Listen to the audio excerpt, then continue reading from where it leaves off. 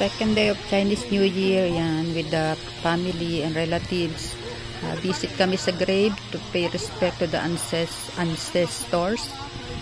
Yan, lakad kami sa grave. Yan yung grave na for Christian, Catholic, Protestant. Ayan, yung mga Catholic, yung mga grave nila. Ito yung sa father-in-law, sa grandfather ni Habi, ni Laukong, tsaka yung si grandmother.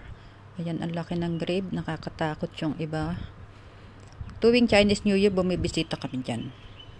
Ito naman ay third day, punta kami ng mall, nagpasyal-pasyal sa mall, tinignan yung mga decorations, at ang gaganda nila.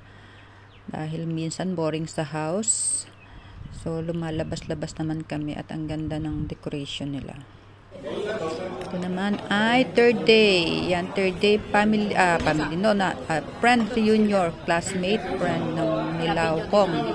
Nag-reunion lunch yan, lunch. So, yan yung mga friend niya, high school friend, yung mga lalaki, at yung babae, mga wife, yung dalawa ay daughter. So, nag-lunch kami yan, kwentuhan, hanggang lumipat pa kami ng place para mag-coffee-coffee. Yung mga friends niya, masaya naman dahil walang sound, kasi tinanggal ko yung sound kasi hindi nyo rin maintindihan.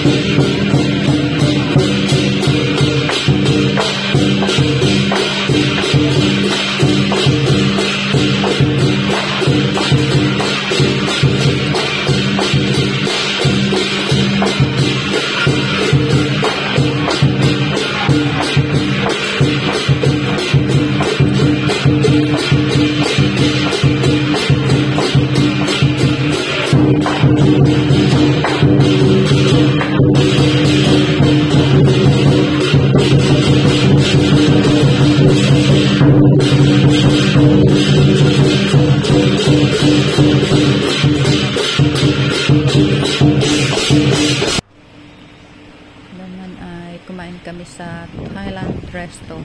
Marami kasing Thailand na mga restaurant sa Penang, malapit lang kasi sa Thailand sila, border ng Thailand. So maraming mga Thailand food.